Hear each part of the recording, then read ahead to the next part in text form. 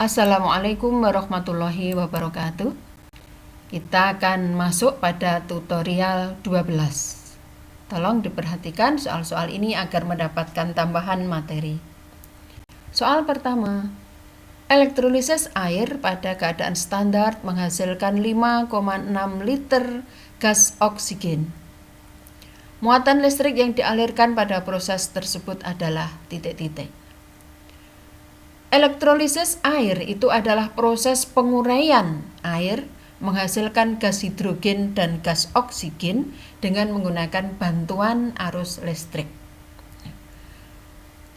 Proses ini terjadi di katoda, di mana 2 molekul air bereaksi dengan menangkap 2 mol elektron menghasilkan gas H2 dan OH-. Sementara di anoda, 2 molekul air yang lain teroksidasi menghasilkan gas oksigen H+ dan melepas 4 elektron. Apabila reaksi yang terjadi di katoda dan di anoda ini kita jumlahkan, reaksi total pada elektrolisis air, 2 molekul H2O terurai menghasilkan 2 mol gas H2 dan 1 mol gas O2. Di dalam soal diketahui dihasilkan 5,6 liter gas oksigen, berarti kita fokus pada reaksi yang terjadi di anoda.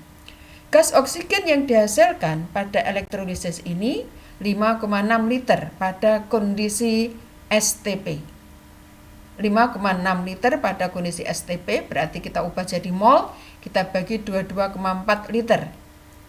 Karena volume molar gas pada kondisi STP adalah 22,4 liter. Jadi pada proses elektrolisis air ini sudah dihasilkan gas O2 sebanyak 0,25 mol.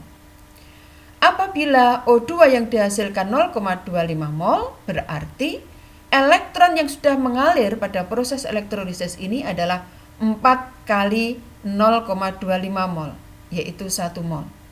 Karena koefisiennya elektron 4, koefisiennya O2 adalah 1.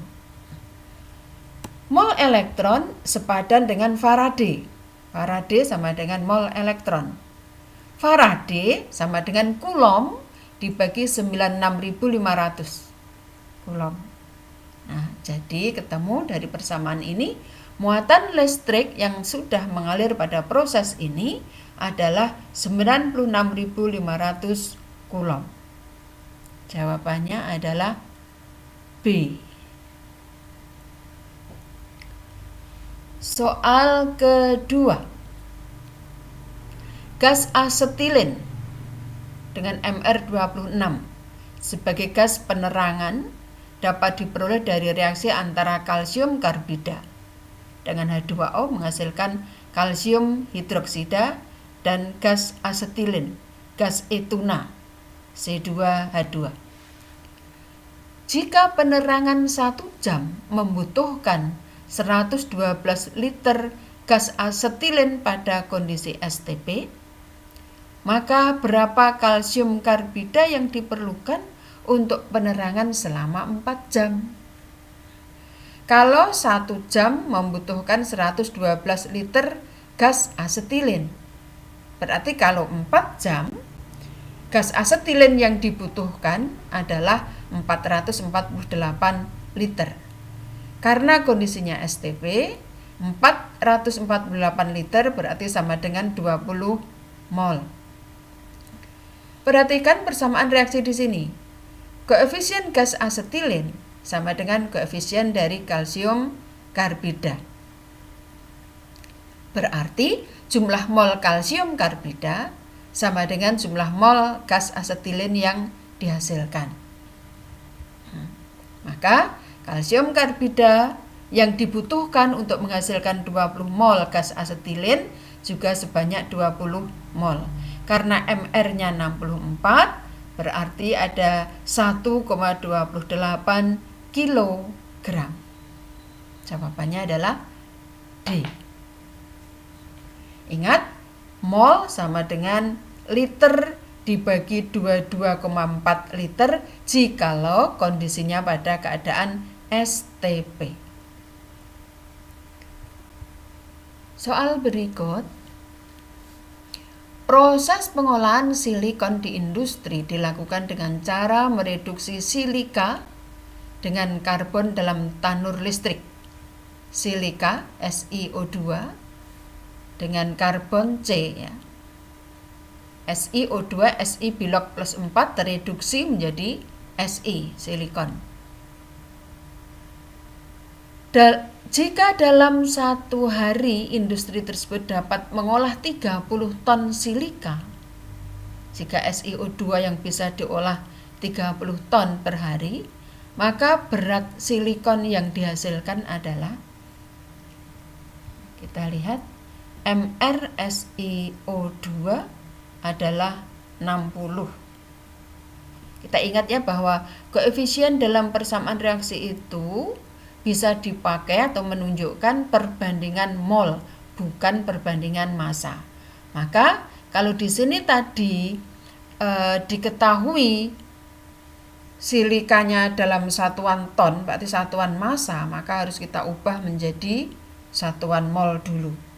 MrSiO2 adalah 60, berarti SiO2 sebanyak 30 ton itu akan sama dengan 30 ton per 60 ton mol ya.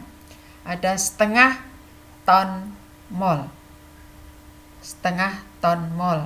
Kenapa tidak saya ubah jadi gram ataupun kilo? Karena option jawabannya juga dalam satuan ton. Ya. Sehingga dengan memperhatikan perbandingan koefisien dalam persamaan reaksi, ini molnya Si, koefisiennya Si sama dengan SiO2, sehingga molnya Si juga sama dengan molnya SiO2. Kalau SiO2 setengah ton mol, maka akan menghasilkan Si juga setengah ton mol.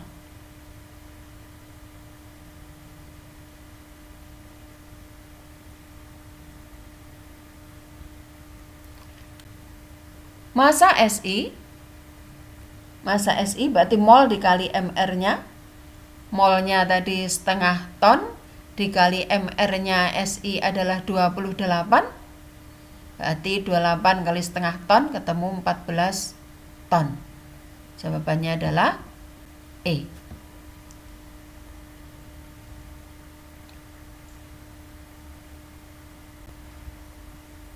Sebanyak 400 ml larutan H3COOH asam asetat 0,05 molar direaksikan dengan 100 ml larutan natrium hidroksida 0,2 molar. Jika tetapan asam dari asam asetat 1 kali 10⁻⁵, maka pH larutan yang terbentuk adalah.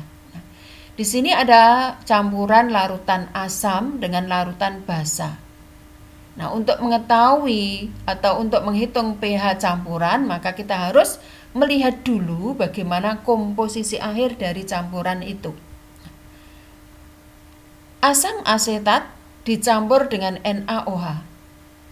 Jika asam dicampur dengan basa, maka spontan terjadi reaksi menghasilkan garam dan air. Jadi ini langsung bereaksi menghasilkan H3COONA plus H2O. Nah, kita harus melihat kondisi campuran, kondisi akhir campuran. Bila tadi H3COH yang dicampur 400 ml kali 0,05 molar, berarti H3COH-nya sebanyak 20 mmol. 400 ml kali 0,05 molar. Dan NaOH-nya 100 ml 0,2 molar, juga sebanyak 20 mmol. H3COH 20 mmol dicampur dengan NaOH 20 mmol.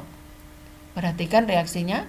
Setiap 1 mol H3COH akan bereaksi dengan 1 mol NaOH. Artinya, jumlah mol H3COH yang akan bereaksi dengan NaOH itu sama. Jikalau dalam campuran ini tadi H3COH-nya 20 mmol, NaOH-nya 20 mmol, 20, maka akan tepat habis bereaksi. Dua-duanya akan tepat habis menghasilkan H3COONA sebanyak 20 mmol. Jadi, di dalam campuran asamnya sudah habis, NaOH-nya habis, Yang ada adalah CH3COONa hasil reaksi sebanyak 20 milimol. Berarti ini yang ada adalah senyawa garam. Garam ini terbentuk dari asam lemah CH3COH dan basa kuat NaOH.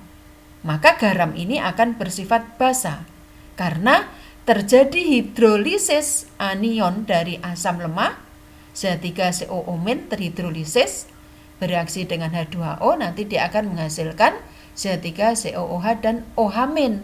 Akan dari hasil hidrolisis dihasilkan OH-, maka larutannya bersifat basa. Nah, karena larutan bersifat basa, garam terhidrolisis parsial bersifat basa, yang bisa kita hitung adalah OH-. Yang mana rumus garam terhidrolisis parsial bersifat basa, OH-nya sama dengan akar Kw per Ka dikali molaritas. Nah, molaritas di sini siapa? Molaritas dari CH3COO- ya. Yang terhidrolisis berarti ini jumlahnya sama dengan CH3CONa yaitu 20 milimol. Volume larutannya tadi 400 mili dan 100 mili. Jadi campurannya bervolume 500 mili, sehingga molaritas di sini 20 milimol dibagi 500 mili.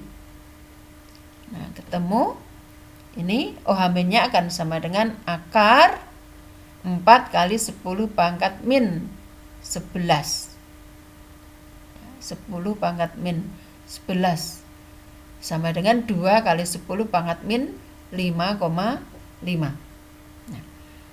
OH- ketemu, berarti POH-nya min log OH-, POH 5,5 min log 2. Yang ditanyakan adalah pH-nya. pH sama dengan 14 min POH ya, 14 min POH, 14 min 5,5 min log 2. Ini min jadi plus. pH larutan ini 8,5 plus log 2. Jadi kalau kita akan menghitung pH campuran asam dengan basa, kita harus melihat kondisi akhir dari campuran itu, kondisi setelah reaksi. Soal yang terakhir di sini, fenol merupakan asam lemah dengan Ka 1 kali 10 pangkat min 10. Konsentrasi fenol yang terdapat dalam larutan yang dibuat dengan melarutkan 0,02 mol natrium fenolat ke dalam 500 ml air adalah titik. Kita lihat di sini, natrium fenolat terion menghasilkan C6H5O- dan Na+.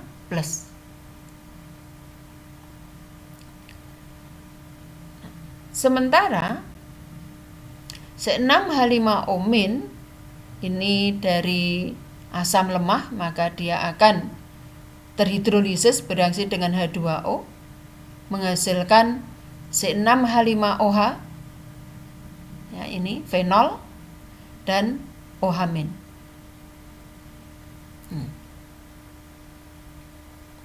Nih, yang ditanyakan tadi konsentrasi fenol, konsentrasi C6H5OH. Nah, dari persamaan reaksi hidrolisis ini kita akan melihat bahwa konsentrasi C6H5OH itu akan sama dengan konsentrasi OH-. Nah, jadi untuk bisa menentukan konsentrasi C6H5OH, kita bisa lakukan dengan menghitung konsentrasi OH-. Bagaimana caranya? Ini tadi kan garam dari asam lemah basa kuat, berarti ini garam terhidrolisis parsial bersifat basa. Maka OH- di sini bisa kita hitung dengan rumus akar Kw per Ka dikali molaritasnya. Sama seperti yang tadi ya. Nah, molaritas ini sama dengan molaritasnya siapa? Ini C6H5O-. C6H5O- sama dengan C6H5ONa. C6H5ONa tadi kan 0,02 mol dalam 500 mili air. kita jadikan 0,5 liter mol per liter jadi molar ya. Terus kita masukkan ke sini. Sehingga kita akan mendapatkan OH- akar KW 10-14 ya. Ka-nya ini 10⁻⁻10 kali molaritasnya ini tadi 0,04. OH- ini kita masukkan ke sana sama dengan 2 kali 10⁻⁻3. OH- ketemu 2 kali 10⁻⁻3. Nah, konsentrasi C6H5O- sama dengan konsentrasi OH-. Ini C6H5 OH ya sama dengan OH- yaitu 2 kali 10⁻⁻3. Mana tadi? 2 kali 10⁻⁻3. Jawabannya adalah C. Demikian tutorial yang ke-12. Semoga bermanfaat. Assalamualaikum warahmatullahi wabarakatuh.